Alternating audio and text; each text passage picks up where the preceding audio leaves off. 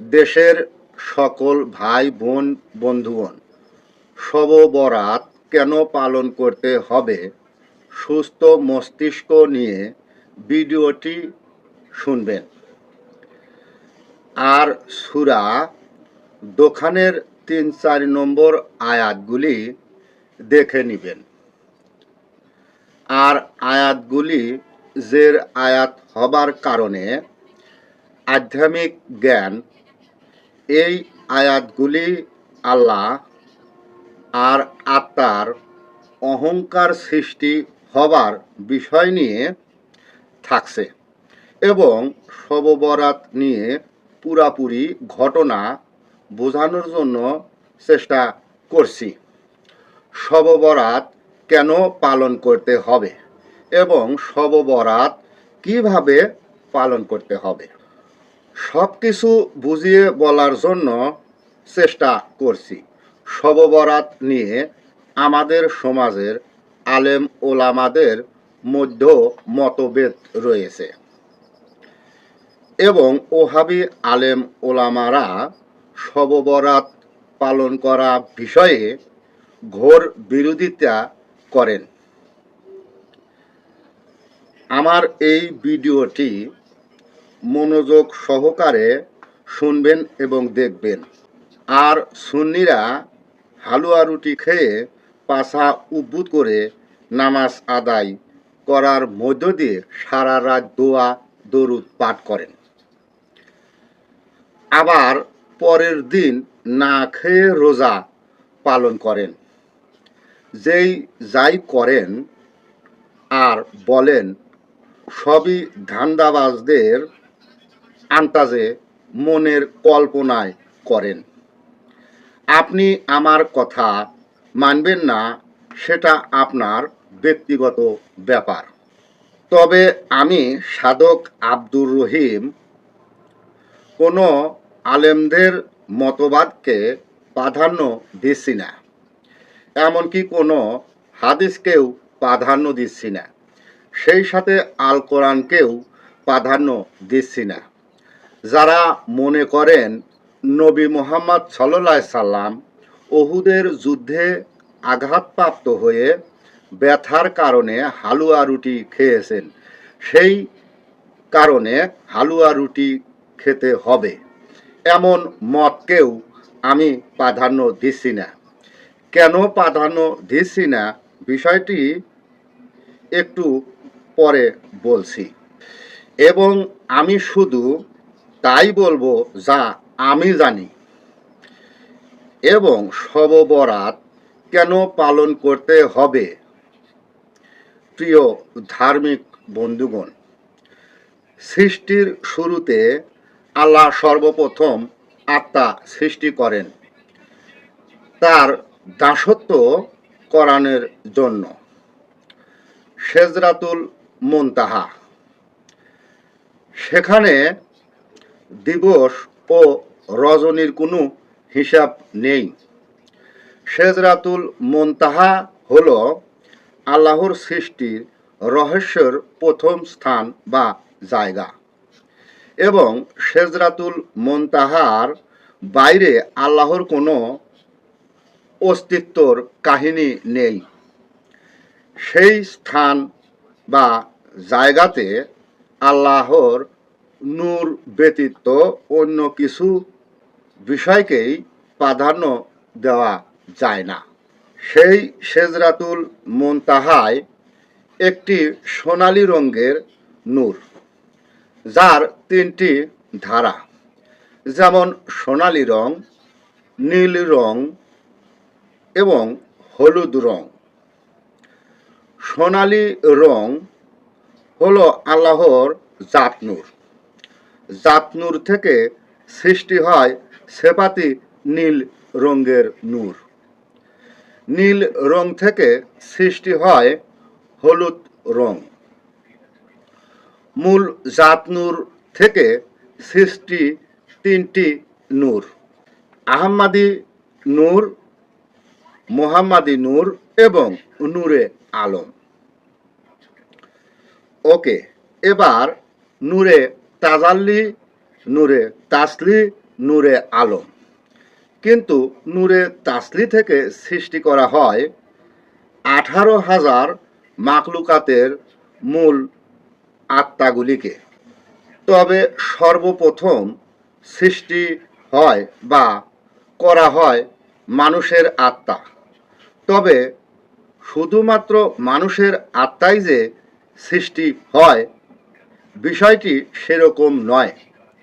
অর্থাৎ অদৃশ্যমান যাবতীয় বিষয়গুলি সৃষ্টি করা হয়, যেমন আত্মা, জ্ঞান, প্রেম, ভালোবাসা, মায়া, মহাব্বত ইত্যাদি।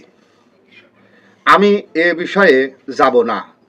আমি শুধু শব বরাত কেন পালন করতে হবে সেই বিষয় নিয়ে কথা বলছি বা বলবো। যাই হোক, আত্মা যখন সৃষ্টি করা হয়, রেখে দেওয়া হয় সেজরাতুল মুনতাহায়। কিন্তু সেজরাতুল মুনতাহায় আত্মা যেখানে রেখে দেওয়া হয়, সেখান থেকে সেজরাতুল মুনতাহার মূল কেন্দ্র অনেক দূরে।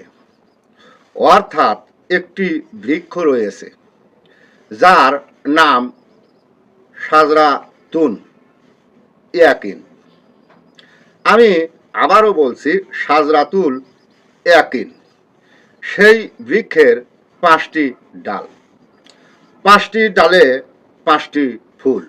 ওকে, মনে রাখবেন। সেই বৃক্ষটির নুরানি ছায়ার নিচে সৃষ্টিকর্তার আসন। সেই আসনের নূরের ছায়ায় সৃষ্টিকর্তা নিজেই বসে রয়েছেন, এখনো বসে রয়েছেন। যাই হোক, সৃষ্টিকর্তার নিকট নূরে তাজাল্লির সাহায্যে 5টি আত্মাকে হাজির করেন স্বয়ং সৃষ্টিকর্তা নিজেই। 5টি আত্মাকে সৃষ্টিকর্তা বা আল্লাহ বলতে পারেন, কারণ তখন আল্লাহ নামটি ছিল না। যাই হোক, সৃষ্টিকর্তা নিজে তার পরিচয় এবং তার সৌন্দর্য ফুটিয়ে তোলার জন্য নিজ দয়ায় আত্মাদেরকে প্রশ্ন করেন, আলাস্তুকুম বে রাব্বুকা, যার অর্থ আমি তোমাদের রব নই। উত্তরে 5টি আত্মা বলেন, আন্তা আন্তা। আন্তা আন্তা বলার কারণ তখন কোনো হরফ ভাষা সৃষ্টি করা হয়নি। আমি সহজভাবে বোঝানোর জন্য আরবি ভাষা ব্যবহার করলাম। অর্থ আলাস্তু বি রাব্বুকা, যার অর্থ দাঁড়ায় তুমি আমাদের রব নও। অর্থাৎ সৃষ্টিকর্তাকে রব হিসাবে অস্বীকার করেন। আর তখনই নূরের তৈরি আত্মাগুলি জীব আত্মার রূপ ধারণ করতে থাকেন। এই জীব আত্মাকে রেখে দেওয়া হয় পূর্বের চাইতে অনেক দূরে, এবং রেখে দেওয়া হয় অন্ধকারে, যেখানে নূরের কোনো আলো নেই। অর্থাৎ নূরের আলো সরিয়ে নেওয়া হয় এবং সাজা হিসাবে আত্মাদেরকে পানাহার করা থেকে বিরত রাখা হয় অনেক সময়। যেই সময় এখনকার হিসাব মিলাতে গেলে বর্তমানে যেই দিবস রাত্রিতে আমরা সবাই বাস করতেছি, এই দিনের ব্যবধানে ওই সময়ের সাথে তুলনা করলে হবে 350 কোটি বছর। তারপর আবার 5টি আত্মাকে আল্লাহর সামনে উপস্থিত হাজির করা হয়। আবারও আল্লাহ নিজেই প্রশ্ন করেন, আলাস্তুকুম বে রাব্বুকা, অর্থ দ্বারায় তোমরা কি আমার নূর হইতে সৃষ্টি নও? আমি কি তোমাদের সৃষ্টি করি নাই? উত্তরে আত্মারা বলেন, আলাস্তুকু বি রাব্বুকুমা, যার অর্থ দাঁড়ায় তুমি আমাদের সৃষ্টিকর্তা নও এবং আমরা নিজেরাই সৃষ্টি হয়েছি। তখন আবারও সৃষ্টিকর্তা পূর্বের ন্যায় আত্মাগুলিকে তিন দণ্ড দূরে সরে দেওয়া হয়, আবারও আধারে রেখে দেওয়া হয় 350 কোটি বছর। 24 ঘন্টার দিন রাতের হিসাবে সর্বমোট 700 কোটি বছর। সেই হিসাবে সাধকদের জন্য হিসাব 7 দ্বিগুণা 14 ভুবন। যাই হোক, আবার অভিশাপপ্রাপ্ত আত্মাকে পূর্বের ন্যায় তিন দণ্ড দূরে রাখা হয় সিদরাতুল মুনতাহায়, একিন বৃক্ষ থেকে 18 মঞ্জিল দূরে। আর সেই কারণেই মানব রচিত আল কোরআনে 18 মঞ্জিলের কথা বলা হয়েছে। যাক, সেসব কথা আর আত্মাকে পানাহার করা থেকে বিরত রাখা কারণে আত্মা দুর্বল হয়ে যায়। আত্মার জন্য সৃষ্টি করা হয় ভয়, ভীতি আর ক্ষুধা। এভাবেই সব কিছু সৃষ্টি হতে থাকেন।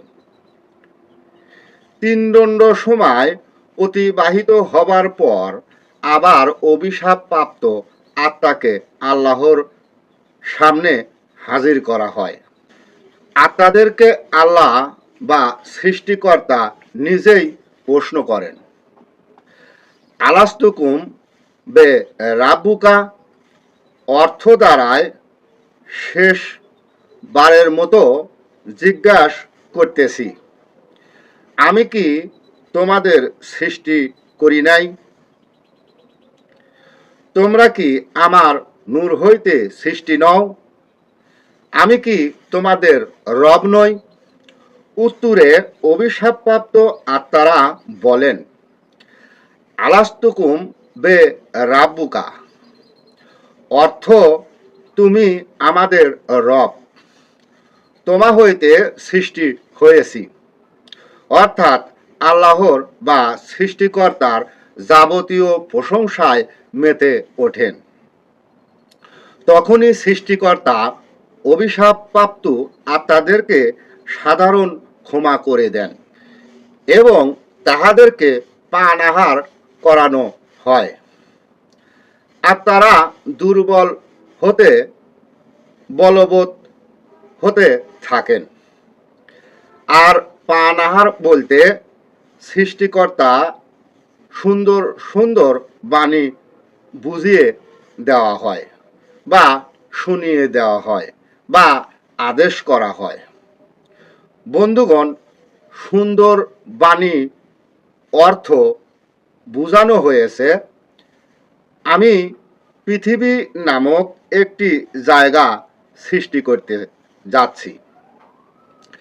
সেই পৃথিবী সৃষ্টি করা হবে মাটি দিয়ে। আর মিনহা অর্থ সেই মাটির মূল গুণাগুণ দিয়ে পুতুল সৃষ্টি করা হবে। সেই পুতুলের মূল প্রাণ কেন্দ্র হবে তোমরা। সেই পুতুলের মধ্য দিয়ে আমার কাছে ক্ষমা চেয়ে পরিশুদ্ধ হয়ে আসবে। পরিশুদ্ধ হবার জন্য কি করেন বন্ধুগণ? মনে আছে কি সিদরাতুল মুনতাহার ইয়াকিন বৃক্ষের 5টি ডালে 5টি ফুল ছিল? সেই ফুল হইতে আত্মা পরিশুদ্ধ করার জন্য পুরুষের মধ্যে 4টি ঈমান দেওয়া হয়েছে। মুমিনদের জন্য তিনটি: হাসাইনি ঈমান, হোসাইনি ঈমান এবং মুহাম্মাদি ঈমান সর্বব্যাপী। আর নারীদের জন্য যেই ঈমান, ইহা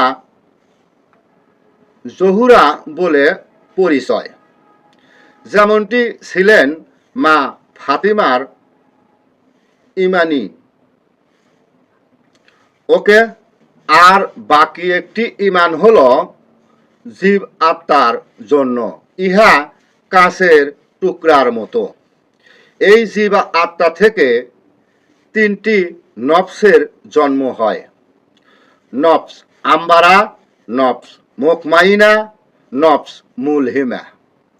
এই আত্মাগুলি তাদের ভিতরে বলবৎ হয়ে উঠে, তারা সরাসরি আল্লাহকে পেতে চায়, কিন্তু ইহা ঝরা ফুলের মতো ঝরে যায়। যেমন ফুল ফোটে, ফলবিহীন ঝরে যায়, তেমনি সৃষ্টিকর্তার অভিশাপপ্রাপ্ত আত্মাদের বলেন, তোমরা আমার কাছে পাপী। তাই ওই ঈমানের ধারায়, পবিত্র ঈমানের ধারায় পবিত্র আত্মা হয়ে আবার আমার নিকট ফিরে আসবে। যেমন তোমাদের আমার প্রেমের নূর হইতে সৃষ্টি করা হয়েছিল, তেমনি প্রেমের মধ্য দিয়ে পরিশুদ্ধ হয়ে আমার কাছে আসতে হবে। আর তখনই হবে তোমরা ক্ষমা পাইবার যোগ্য। বন্ধুগণ, শবে বরাত কেন পালন করতে হবে সে বিষয়ে আরেকটু পরে যাচ্ছি। বন্ধুগণ, ঘন কালো মেঘ সৃষ্টি হবার পূর্বে আকাশের দিকে তাকালে আমরা যেমন দেখতে পাই রংধনুর 7 রং। এই 7 রং মানেই রংধনুর চাহিদা অনুযায়ী সমুদ্রের পানি চুষে তুলে থাকেন। ঘন কালো মেঘ ঝরার শক্তিতে রূপান্তর হয়, আর ওই ঘন কালো মেঘ হইতে বিদ্যুৎ চমকাতে থাকেন। তেমনি মানুষ সাধনা করে নিজের ভিতরে সাধনার বলে নূরকে চমকিয়ে তুলতে হবে। আর সাগর হিসাবে নারী পুরুষের জন্য সঙ্গী হিসাবে দেওয়া হয়েছে। আমার জ্ঞানী ধর্মীয় প্রাণপ্রিয় বন্ধুগণ, পরম সত্তা হইতে প্রেমের মধ্য দিয়ে পরম আত্মার সৃষ্টি হয়েছে। তাই সৃষ্টিকর্তা তার যাবতীয় হিসাব নিকাশ বুঝিয়ে দেন আত্মাদেরকে সেই রজনীতে। বন্ধুগণ, এখানে একটি ব্যাপার রয়েছে, যেমন রজনী বলতে সূর্যের আলোকে বোঝানো হয় নাই, বোঝানো হয়েছে নূরের এপিঠ ওপিঠ, উপর এবং নিচে।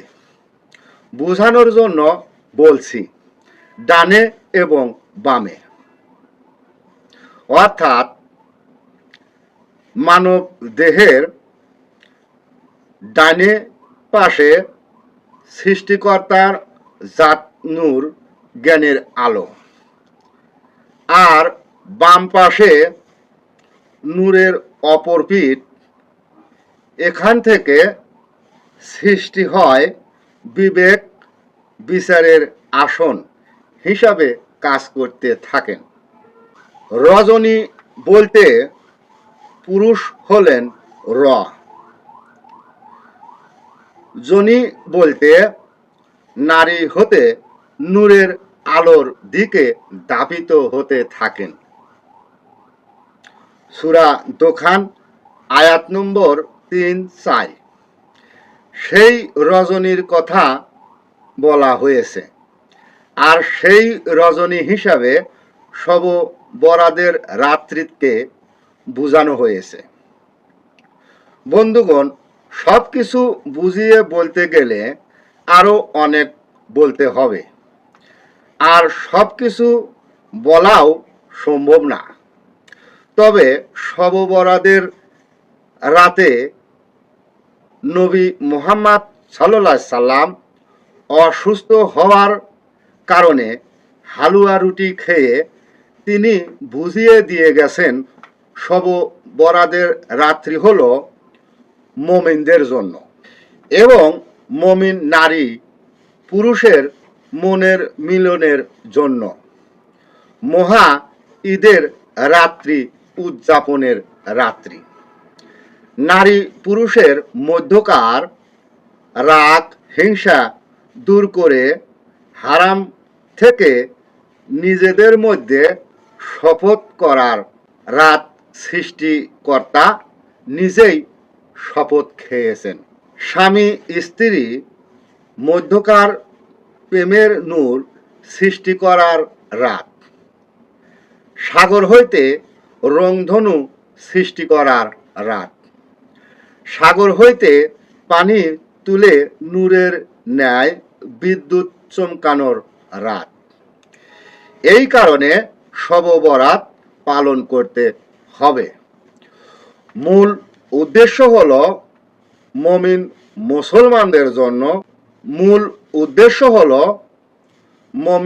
মুসলমানদের জন্য এটা রাত্রিকালের বিশাল ঈদের উৎসব পালন করার রাত্রি মাত্র। বাকি বিষয়গুলি যার গুরুজন রয়েছে যার গুরুজনের নিকট থেকে জেনে বুঝে নিবেন। ভিডিওটি সুস্থ মস্তিষ্কে উপভোগ করার জন্য এবং শব বরাত কেন পালন করতে হবে আশা করি জ্ঞানীদের জন্য আমার এই বাক্যগুলি যথেষ্ট। সবাই ভালো থাকবেন, সুস্থ থাকবেন, এই কামনা করে সবার সামনে থেকে আমি বিদায় নিচ্ছি। ধন্যবাদ।